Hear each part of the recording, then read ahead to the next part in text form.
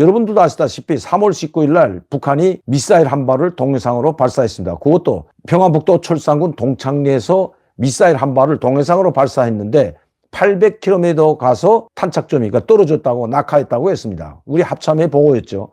그런데 제가 어제 그날 3월 19일 날 바로 저녁에 여러분들께 생방송으로 방송을 보내드리면서 이것이 화성포 17형을 바로 3월 16일 날 발사했는데 19일 날 또다시 탄도미사일을 발사한다는 것은 이게 납득이 되지 않았습니다. 그렇기 때문에 왜 그동안 북한은 신형 지대지 미사일과 탄도미사일들을 계속 여러 번 발사했고 마지막 수순으로 화성포 17형이라는 대륙간 탄도미사일 또다시 한번 발사를 했는데 이번에 발사한 것은 시험 발사가 아니라 임의 시각에 임의 장소에서 실전 분위기 속에서 발사할 수 있는지 고멸하고 훈련하는 차원에서 화성포 17형을 발사했습니다. 자, 그러면 이 화성포 17형 대륙간 탄도미사일 발사한 것이 마지막 수순이 돼야 되는데 북한이 또다시 지대지 미사일, 단거리 미사일을 발사했다는 것이 납득이 되지 않았기 때문에 혹시 동창리 고종 발사대에서 발사했다면 이것은 미사일이 아니라 탄도미사일이 아니라 인공위성, 즉 종찰위성일 가능성이 높다고 이야기했습니다. 물론 아마 그 다음날 19일에 제가 보도를 했기 때문에 뉴스를 내보냈기 때문에 21일 날은 북한이 여기에 대한 재원을 밝힐 것이라고 이야기했습니다. 종찰위성을 발사했다면 종찰위성을 발사해서 궤도 위에 올려놓았다는 이런 뉴스를 북한이 반드시 하기 때문입니다. 왜? 그걸 자랑해야 되고 성공했다는 걸 보여주려고 하기 때문이죠. 그런데 19일 날 발사한 것은 오늘 노동신문에 실린 글을 보게 되면 그것은 종찰 인공위성이 아니라 바로 그보다 더 무서운 이 지대지 미사일, 즉 신형 탄도 미사일에 가상적으로 핵탄두부를 장착하고 거기에 폭파시키는, 즉 기폭장치, 핵폭탄을 폭파시키기 위해서는 기폭장치가 중요한데 이 기폭장치 실험을 했다는 것을 북한이 이야기했습니다. 이제는 폭탄을 터뜨릴 수 있는 그 기폭장치까지도 완성되었다는 것을 보여주고 있다는 것입니다. 그러면 합참이 발표했던 800km 가서 동해상, 즉 공해상에 떨어졌다는 것은 탄착되었다는 것은 이것은 잘못 판단했다는 것으로 보여집니다. 왜냐하면 북한이 발표한 것은 800km 날아가서 800m 상공 위에서 정확히 기폭장치가 폭파돼서 핵폭탄을 터뜨릴 수 있는 그것이 완성되었다고, 정확히 핵무기를 사용할 수 있는 핵폭탄을 날려버리고 그것을 터뜨릴 수 있는 이런 시험을 이번에 훈련을 실행했는데 정확하다고 했습니다. 즉 800m 상공에서 폭파됐다면 그것은 산산조각이 나서 수백 개의 파편으로 동해바다에 떨어졌을 것은 분명합니다. 그런데 마치도 미사일 한 발이 800km 상공을 날아서 800m 지점에 가서 탄착됐다고 보도했다면 이거 정확지 않다는 거죠. 물론 그것을 정확하다 안 하다 그것을 연대에 두고 하는 것이 아니라 지금 북한이 어떤 실험을 하고 있는지, 정말 위험한 실험을 하고 있는데도 그 발사 원점을 우리가 사전에 찾아내지 못하고 있다는데 문제가 있는 겁니다. 이번에도 동창리에서 발사한 것이 아니라, 동창리가 철산군에 있는 건 맞지만 그러나 북한이 발표는 평안북도 철산인데 이번에 김정은이 직접 이 현장에 나타났습니다. 그것도 아주 중요한 이 핵무기 기폭장치 실험이기 때문에 바로 김주애를 또다시 데리고 나타났습니다. 그런데 그 사진을 보게 되면 동창리 고종 발사대가 있는 그 곳하고는 차원이 다릅니다. 왜냐하면 이 고종 발사대가 있는 동창리는 평지이고 비행장 활주로처럼 상당히 넓고 승용차까지 들어갈 수 있는 지대지만 이번에 김정은이가 참관한 이 지역, 철산군 지역은 그 평지가 아니기 때문입니다. 사진을 보면서 잠깐 더 말씀을 이어가도록 하겠습니다. 이 승용차에서 내려서 지금 한창 산 쪽으로 걸어 내려오고 있다는 것은 승용차 길이 없다는 걸 말합니다. 그리고 이 동창리 발사장이라는 것은 승용차가 그 안에까지 들어갈 수 있는데 이건 이 동창리하고는 좀 떨어져 있는 것으로 보여집니다. 이번에 발사장 위치가요. 자, 김정은이 여기 앉아서 지금 보고 있고 이 김주애까지 나왔는데 뭐 이건 그렇다 치고요. 이렇게 발사를 합니다. 이건 사진뿐만 아니라 이 이춘희 아나운서까지 조선중앙TV로도 보도를 했습니다. 이 미사일에 바로 여기에 핵탄두 모형을 장착하고 기폭장치를 달아서 날려보내는 겁니다. 진짜 핵폭탄이라면 정확한 지점에, 북한이 목적으로 했던 지점에 떨어가서 핵폭탄을 터뜨릴 수 있는 그런 위험한 실험이죠. 이것을 성공했다고 합니다. 물론 진짜 성공했는지 아닌지, 진짜 기폭장치가 들어있었는지 아닌지는 모르겠지만 일단 북한이 기폭장치 실험을 하고 중요한 실험한 것만은 틀림이 없어 보입니다. 왜냐하면 지금 이렇게 김정은이까지 직접 철산군에까지 오고 또 김주애까지 데리고 왔다면 이거 상당히 먼 거리를 간 거죠.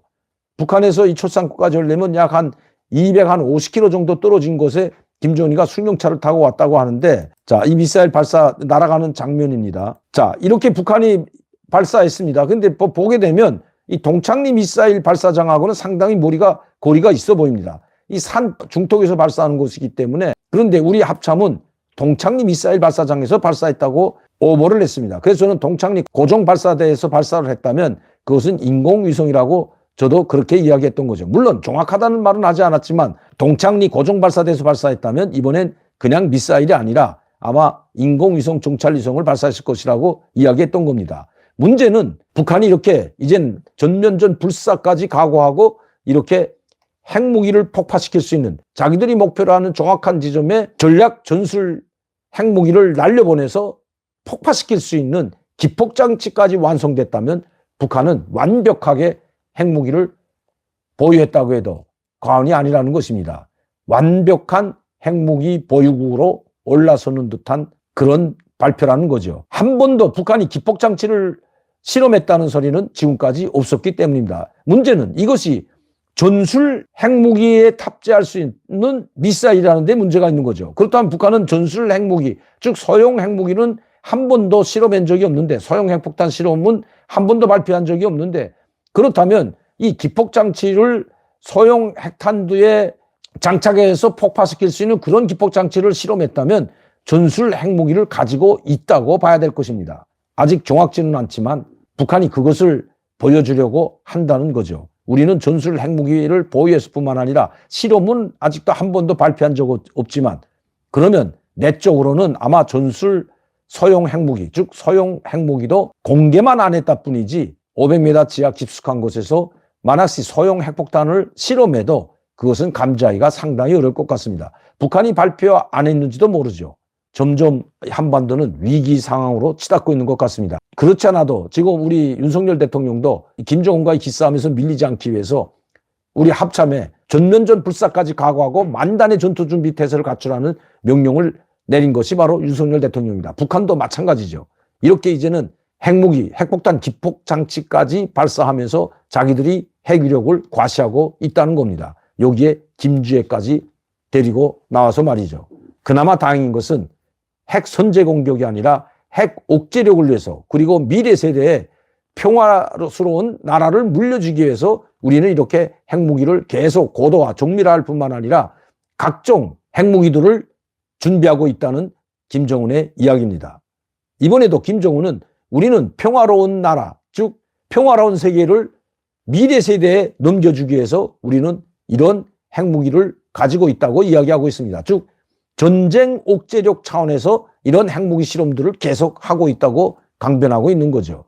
그도 그럴 것이 지금 우리 한반도에는 미국의 전략자산들이 전개되고 있습니다. 이제 좀 있으면 니미츠호 핵항공모함까지 부산 앞바다에 들어오고 한미일 연합 해군 훈련까지 계획되고 있습니다. 또 4월 3일부터는 바로 쌍용 훈련이라고 하는 한미 연합 상륙 훈련 작전이 지금 준비되어 있기 때문입니다. 이 상륙 작전은 북한을 가상으로 해서 북한에 상륙하는 작전이기 때문에 이건 공격 작전이 않는 거죠.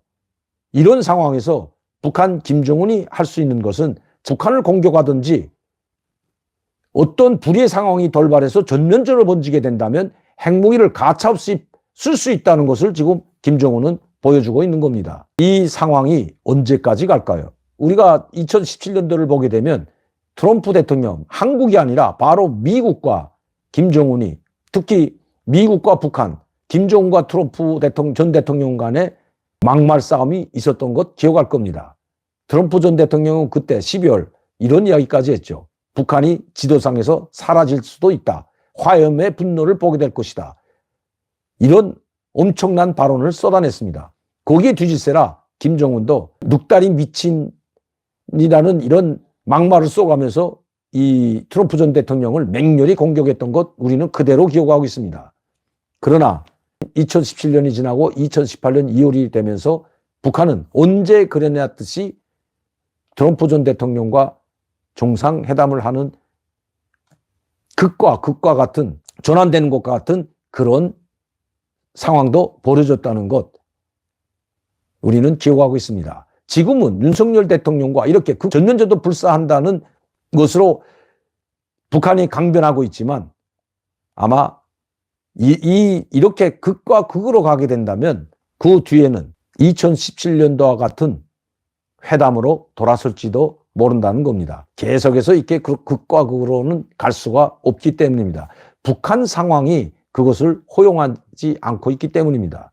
오죽했으면 지금 북한에서는 김정은이 군년 농사에 사활을 걸고 종업계획을 수행하느냐 못하느냐에 자주, 자위, 이 자립, 노선이 달려있다고 이야기하겠습니까? 먹는 문제를 해결하지 못하면 북한의 핵무기도 맥을 출 수가 없기 때문입니다. 굶어 죽어가는 북한 주민들이 언제까지 참고 북한의 이 미사일 발사, 핵무기, 대륙간 탄도미사일과 같은 이런 발사 실험에 찬송을 보내고만 있을까요? 지금 북한의 상황은, 들려오는 상황은 상당히 위험한 상황에 있습니다. 북한 주민들이 그 어느 때보다 고난의 행군 시기 때보다 더 어려운 상황에 빠져 있다고 합니다. 그것은 김정은도 인정하고 시인하고 있는 상황입니다. 어떤 역경 속에서 어떤 난관 속에서도 우린 이것을 극복해 나가야 된다고 김정은이 계속해서 이야기하고 있기 때문입니다. 지금 모진 고난과 시련을 겪고 있다는 것을 김정은이 직접 이야기하고 있는 것만 보더라도 지금 북한 상황은 매우 위기 상황인 것만은 틀림이 없습니다. 그럼 어떤 위기 상황에 처해 있는지는 다음 시간에 여러분들께 보내드리도록 하겠습니다.